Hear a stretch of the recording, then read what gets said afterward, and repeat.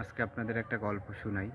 এই যে দেখেন কত সুন্দর ফুল, এদিকে লক্ষ্য করুন, এই যে কত সুন্দর ফল, প্রতিটা ডগায় ডগায় ফল, এই যে ফল, এই যে ফুল, এরকম প্রতিটা গাছের ডগায় ডগায়, পাতার ডগায় ডগায় এই যে ফুল, এই যে এখানে ফুল ফল, ওই যে নিচে কিছু পেয়ারাও দেখা যাচ্ছে।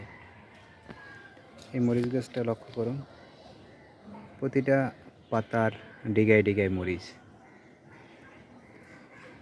এখানে দেখুন কিছু মোরা গাছ, আর ওই যে নিচে একটা অঙ্কুরিত আখ গাছ। এই পাশে যদি দেখেন, এই যে দেখেন আখ গাছ মরে আছে, ওইখানে এই যে আখ মরে পড়ে আছে, এগুলো আমি কেটে দিয়েছি। আমি যদি একটু সামনে দিকে গিয়ে দেখাই, এই যে দেখেন গাছগুলোর কী পরিস্থিতি।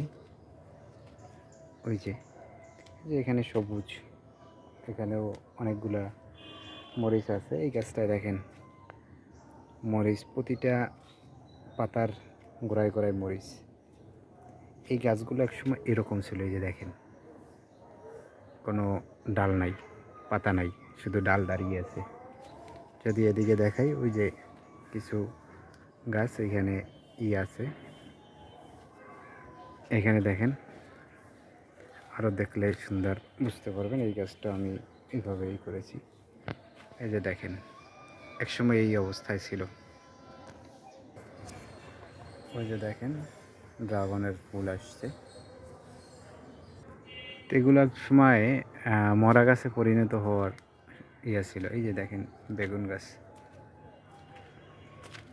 এই মরা গাছগুলো আমি পরিচর্যা করে আজকে দেখেন এই যে এ পাশে একটা বেগুন গাছ সতেজ হয়েছে। এই মরা গাছগুলো এক সময় মানে সব গাছগুলোই মরে যাওয়ার পরিক্রমায় ছিল, তা আমি পরিচর্যা করে আজকে আলহামদুলিল্লাহ। এগুলো আমার ভোগের আশায় না, আমি নিঃস্বার্থকভাবে এই গাছগুলো পরিচর্যা করতেছি। তো জীবনে আসলে অনেক কিছু আছে যেখানে কোনো স্বার্থ নাই, নিঃস্বার্থকভাবেই করতে হয়। আপনার জীবনে আপনি দেখেন, চিন্তা করে আজকে আপনি নিঃস্বার্থকভাবে কী করেছেন? একটা মানুষের মুখে কি আজকে কোনোভাবে আপনি হাসি ফোটাতে পেরেছেন?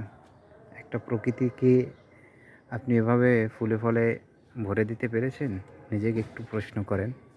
আসুন আমরা সবাই ভালো কাজ করি, তাহলে এই গাছের মতন ফুলে ফলে ভরে যাবে আমাদের আশেপাশের মানুষের জীবন, আশেপাশের প্রকৃতি। ধন্যবাদ।